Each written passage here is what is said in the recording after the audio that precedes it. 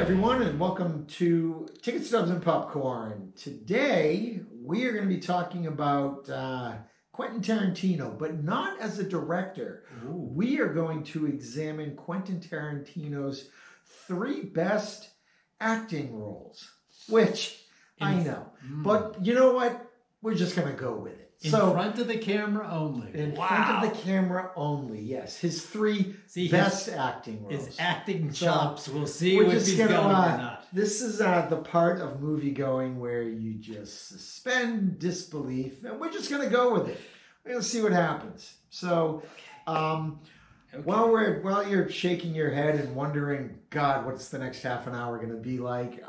If you could subscribe, if you could hit the little notification bell, go looking for us on Instagram and Facebook, all that good stuff.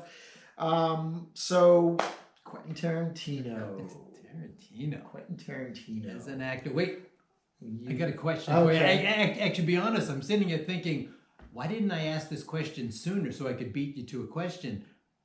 But the whole idea, Quentin Tarantino, I know it is actor, is what I'm sitting there thinking. Okay, this is so we're really doing this one. Yeah, it is jarring. Okay, so my question to you, my question to you is I know it's probably different for everybody, but are there interchangeable actors in your They're mind? all interchangeable. Yeah. Damn, a dozen. So, are there ones that you go, hire me this person or anyone like it, and you know that there's so many, sometimes by their appearance, their physical appearance, but other times it's just like they always seem to play the same, so just get me this one or that one. Can you kind of like interchangeable actors? Okay. I think I know what you mean. Okay. All right, that'll be an interesting conversation. All right, so we'll think about that one. We'll hold off on that one. Talk to me about Quentin Tarantino. Okay, you want me to start? The actor. Okay, the actor. Okay. Go ahead. Are you ready? We're ready. Okay. Quentin Tarantino, fantastic screenwriter, incredible director, and that's his bread and butter. Yep, it is. No doubt about it. It's been with us for a while now. You're so procrastinating. You got it. No, how do you say this nicely? There are some directors who will put themselves in their work in front of the camera. But some of them will have, like Alfred Hitchcock would just do cameos, the tiniest little, it'll be like almost a sight gag or whatever, just to do it because he could do it because it's his movie. But somebody like Woody Allen will play a character in a certain type that drives the script forward. It drives, so it has a place. Mm-hmm. And then there are people who were primarily actors and then started to work behind the camera, they can still use themselves well. But with this featured performer, he did not start as an actor. Right. Quentin Tarantino, he just loves movies. Yeah. Him acting in a movie is a little bit different than different. It's Clint much Eastwood different. Directing, or Warren Beatty, or Mel George Gibson. Clooney. It's different. Yeah. Oh yeah, so, it's a whole different game. Yeah. So go ahead. I would like to think that Quentin Tarantino knows his limitations, knows that he's not maybe the best actor. I would like to think this. Okay. So with that in mind, this is what I'm going with. Okay. My first one. I love the movie. It's not, he's not directing, but it's his movie nonetheless because he wrote. It is From Dusk Till Dawn. Okay. So he's one of the 2, psychotic brother killers or kidnappers, killers. In that one, and George Clooney is the other, and I'm not going to get their names right now. Rich maybe, or Rick, or Doesn't somebody, whatever. So they're brothers, and they're both crazy, and they're both kidnappers. But there's something more psychotic about the Quentin Tarantino brother. Yeah, he's a little off. Yes, he is. So he'll lie to his brother in the sense that, well, oh, what happened to the woman we kidnapped? Oh, I had to kill her. And he's like, but I promised her that she wouldn't die. And then Quentin is like, no. Things happen. Yeah, I had to kill her. And so he's... it's not a promise of yours that I could keep. Yeah. He's extra crazy. He's psychotic. I'm not going to say believable, but because you can play a psychotic character, I guess, a little more over the top, maybe you can kind of get away with it a little better. Don't know if he does, but yeah. And let's face it, this is another thing. I can say this as somebody who's not a good-looking guy. I think that Quentin Tarantino knows that he might not be a handsome leading man.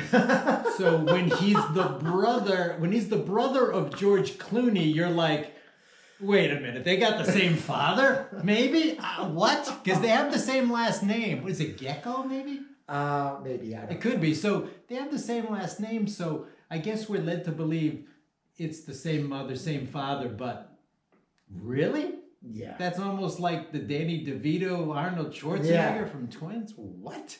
Anyway, so he's not a... What? He's not a smooth ladies man. He's not a looker. Man. And so he can kind of pull this role off because you can be a little more over the top to play a psycho. But that one might be that one might be the best of his acting performances. Okay. Wow, I can't wait to hear the next. Maybe. I don't know. What do you got next? Alrighty. Not making fun of him at all. I'm just saying he's not a professionally trained actor. That's all we're saying. So, okay. So from Dusk Till Dawn, I'm going to go with, I love the movie. My God, we mention it all the time. Yes, we do. Really, but, we got to stop. Pulp Fiction, his Jimmy, the character of Jimmy. So I know it's his movie, wrote it, but he puts himself in the movie too. And it's not an insignificant role because everybody's got something important in this movie, even if it's a smaller role.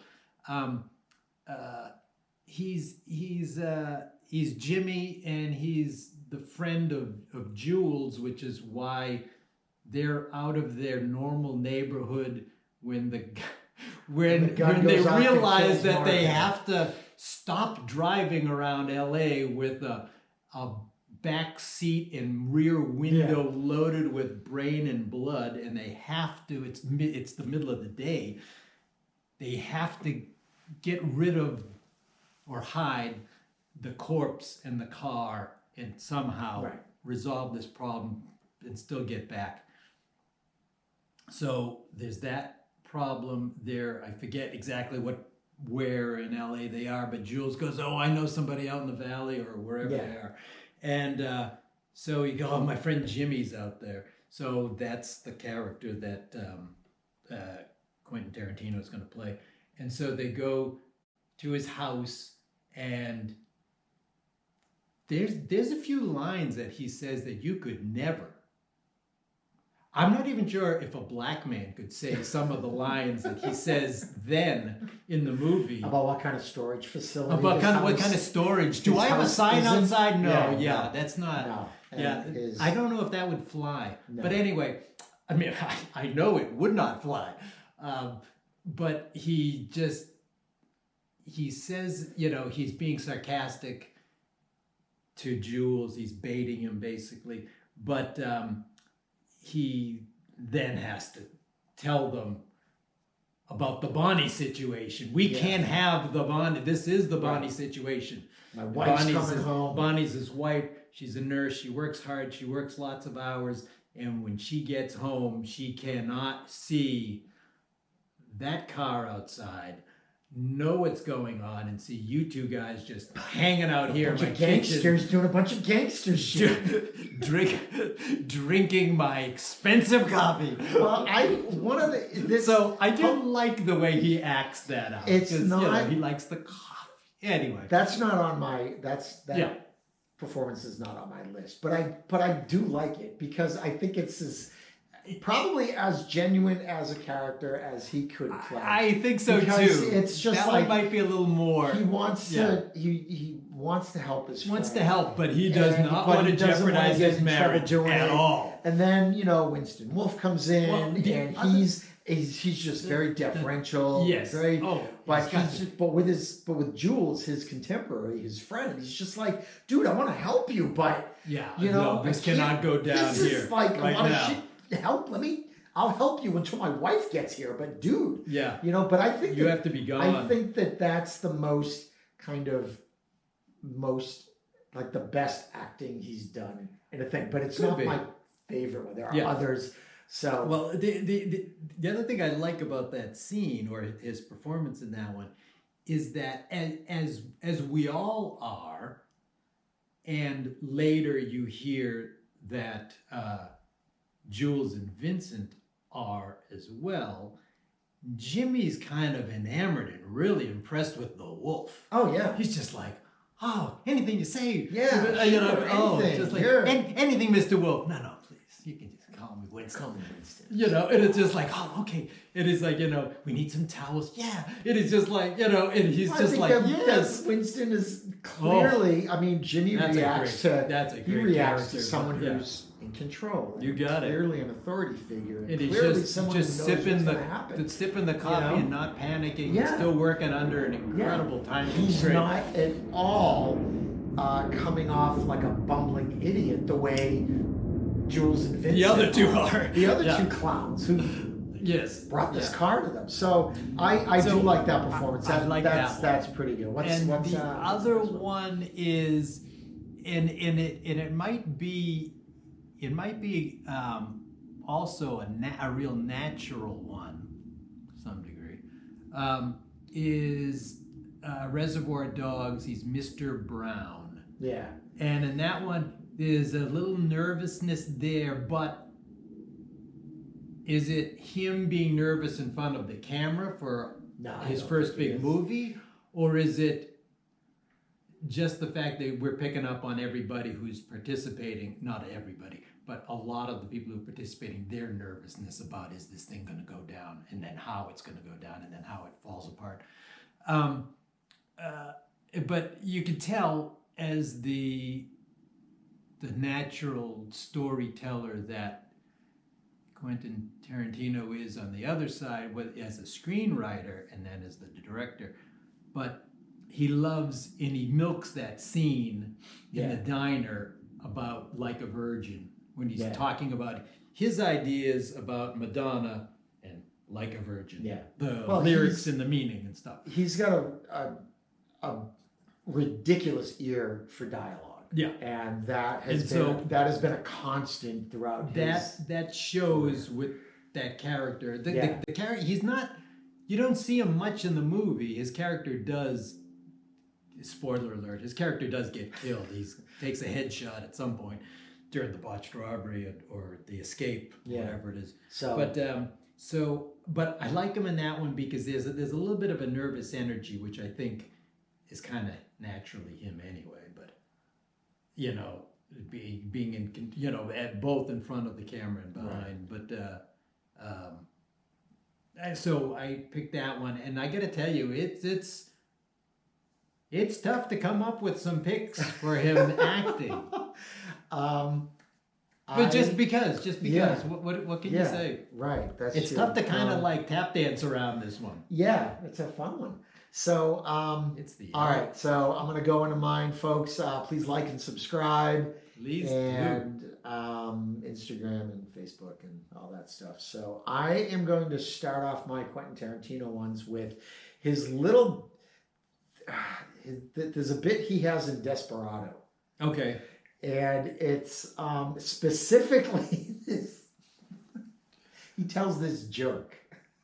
All right. When he tells this joke in a bar, and he's telling it to Cheech Marin, and it is. I just love it because it's just full of energy, and he's just this guy who's telling a joke to a bartender, and I really think it's because Robert Rodriguez directed it. Yeah. And it's just like, yeah, Quentin, I'll throw you in this. Why not? Why not? That'll be a hoot. Yeah. And this is what we do for each other. Yeah. It's just. I just think it's a really a funny bit because it's not. He doesn't need to act. He's just He's just being Quentin. And I think that in all of his roles, there's a fair amount of Quentin Tarantino just being Quentin Tarantino in this thing, like Jimmy in Pulp Fiction, who I believe Jimmy's profession, although it's never said, but I think that his profession is something in the film industry. I think he's it might be something like that in the industry. So, with the way he's in that, and he's just enjoying telling this silly joke in the thing, and I absolutely love that. My next one would be in Django Unchained. Okay. Because it's like, okay, he's bigger. He's like almost fat. And, and he's just. He's got this Australian accent. Yes, he does. And I remember audibly saying in the theater as I'm watching this going, why, Quentin? Why? Why are you Australian today? And he turned to you and said, because I can. Because it's my goddamn movie, that's why. I'm like, all right, that's fine. Well played, sir. Well played. So that I absolutely love because it's just kind of like, yep, okay, we're gonna do that, and it is just a WTF moment. Just, okay, it's just so funny because I don't think that I think that when he's in these things, that he's just playing like a slightly different version of himself. Like in Django Unchained, it's just like, oh, this is Quentin Tarantino when he's drunk and making fun of Paul Hogan. Okay, could be. Let's do this. Fine. It's just, it's kind of like when like you work for a company and the boss says, "Oh, this is my nephew. He's gonna work here," and you're like, "He's gonna just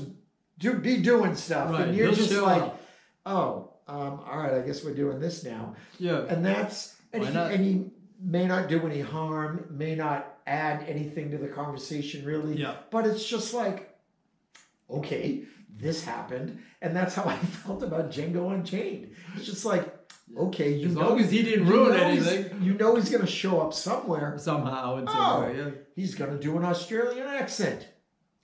All right, man, it's your party. Well, it was either that or a camel driver, one or the other. So why not go with the Australian So that's accent? I love that one for its sheer just inexplicable existence. Exactly. My next one would be in Four Rooms. Okay, yeah. Four Rooms is really great, where he's just part of a group of super rich guys in a penthouse, and they call the bellhop, and basically they're just like, okay, and we're going to give you this certain amount of money, and he needs to light that lighter, and he needs to light it 10 times, and if he can't, you're going to chop off his finger. That's the deal, and and again, Quentin Tarantino, I think that the only thing he enjoys more than writing his own dialogue and directing his own dialogue is saying his own dialogue. Oh, yes. Speaking the words. And yes. And he just milks the explanation of what's going to happen here.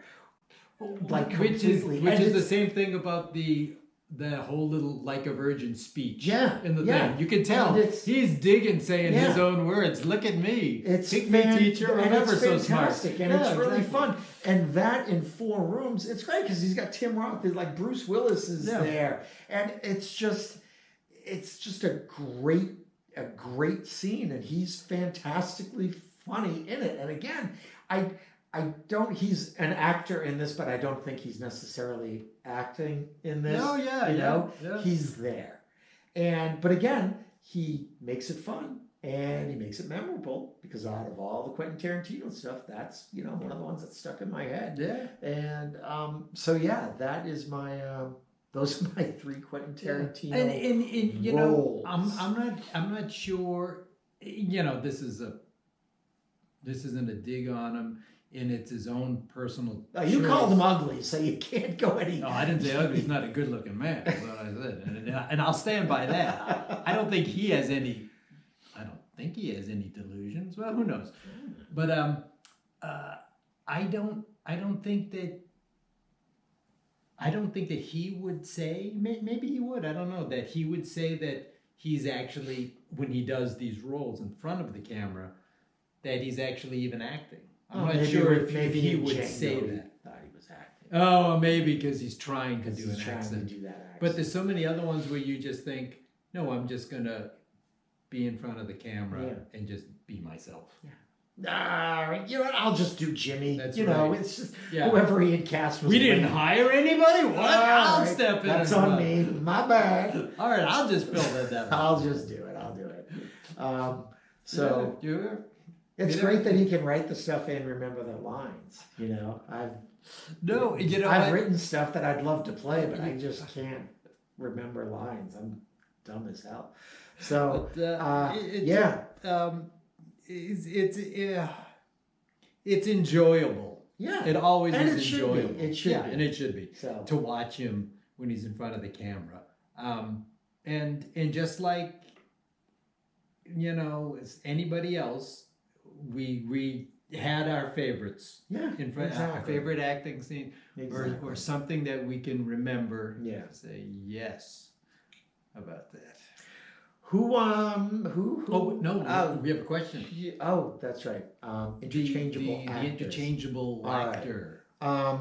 Do you have a? All right. So I'm kind of thinking. All right. So in one way, it's kind of like in the early to mid 90s when both like Sandra Bullock and Julia Roberts were coming up. I've read for different movies that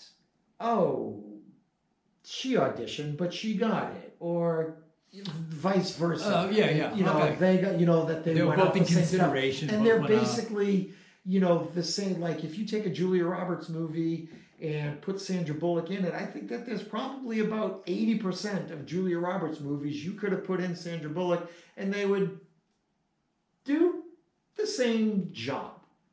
One has different qualities than the other, would bring something a little bit different, but essentially I'd say that they are very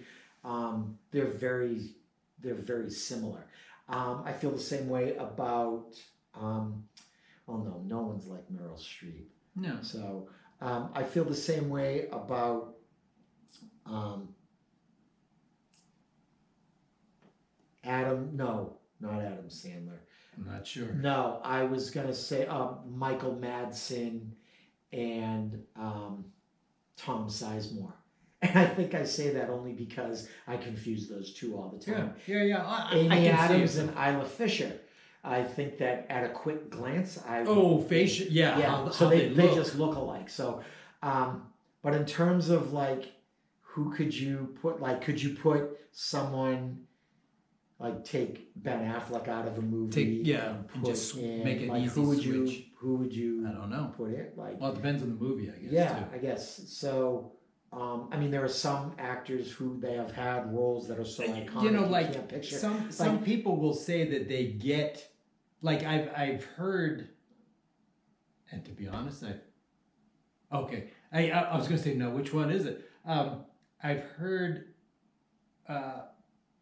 Mark Wahlberg and Matt Damon both at times have been confused with each other, like out in the public. They'll confuse those two, and so I've heard that they have an agreement between each other. You can't be if they call you by my name, you can't be a jerk. You have to be nice, and they'll be like, okay. If they recognize me as you, I have to be nice. So they have like a little agreement because they're both. There is a similar look, and they're both ironically similar age, similar area, so they're from the same place. So they even have, when they're not acting, they have a similar voice. Yeah, and a similar accent. Could you take like John Krasinski and put him where you put like Chris Evans? So,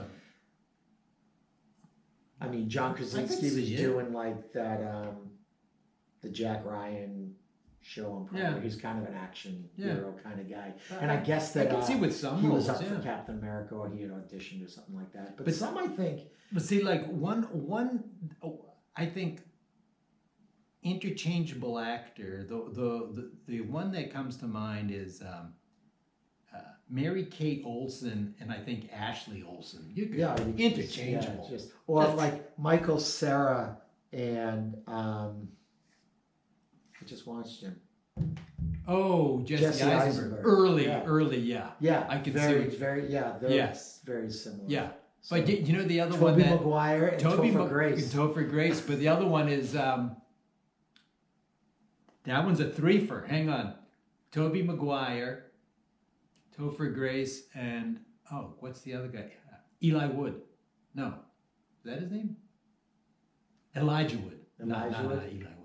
Elijah Wood. Yeah, I wouldn't put Elijah. No, but those three are like you kind of like have the same thing going with their their about look. the same kind of thing. Yeah, you can kind of see that maybe. But but back in the day when you hear that like Tom Selleck auditioned, I need to get this guy or somebody like him. Yeah, and that's the thing. It's just like Tom Selleck as because I think he auditioned for Indiana Jones. Just like. What? No. Oh, did he? Yeah. Oh, okay, I didn't know that. So, but though, like Tom or Selleck, Nicolas Cage as Superman. Yeah. That doesn't. See, Tom Selleck though, when he was, he was bigger when he was like Magnum PI. Yeah. You know, that sort of thing. So when he was in his heyday, there was always Robert Urich a little bit, but Lee Horsley was like he was the what do you want to say like the cut rate. Tom Selleck, the more reasonably priced one. I don't know. He was the wannabe. He was the Tom Selleck wannabe. Yeah, he was. Oh yeah. You had Magnum PI, and then when that was successful, I think another network said, "We need a Magnum PI. Let's get Matt Houston." Or oh my God, was that his? I think Matt Houston is the character. I think he's the character. Where the hell did that come from? The very small watch too much TV recesses of my brain. Yeah. Although that little piece of information is like that's the type of stuff that stays in your head. It always does when you don't need to remember phone numbers. You get it, but though when you had that math quiz, you couldn't remember a formula to save your life. But Matt Horsley. Yeah, I know. But if you Matt Horsley, stop giving math quizzes. I don't know why he does that. I don't know. Every few hours, we just have to give a pop quiz. Yeah. That's an interesting sophomore. The interchange. Get me this person. No, they're too expensive. Get me someone like that person. All right, that's fine. So. And then there are some that just there's no there are some other people. You're right. Jeff Goldblum. There's no Jeff other. Goldblum, right? Christopher Walken, maybe he's a tough one. Oh, you know who you could at different times in their career, but Gary Busey and Nick Nolte is another one. Oh yeah. You know what I mean? Yeah, especially like when their voices started being the same thing. And then Tom Waits walks in and goes, "Somebody call me." That's right. Who's singing? Who's singing out here? All right. That's crazy. That's pretty funny. Right. What do we got now? That's right. We got the bucket. I think we're done with that topic. I think we are. Answer. Yeah, that's a tough one. So. There's no idea what we go through to come up with these topics, folks. All right. What do we got? Oh my God. It's just that he's so short. Gonna have to look. Toulouse-Lautrec, you're right. He is short. Okay. Okay. All those monologues by Marcel Marceau. All right, folks. Hey, thanks for hanging with us through another ridiculous episode of Ticket Stubs and Popcorn. That's right. Like and subscribe. And our next episode, we're gonna do 6 more movies by Quentin Tarantino that we as, like. as 3 as an actor. Yes. No, we're not going to do No. that again. So. No. All right. We'll see you next time. Thanks a lot. Take care.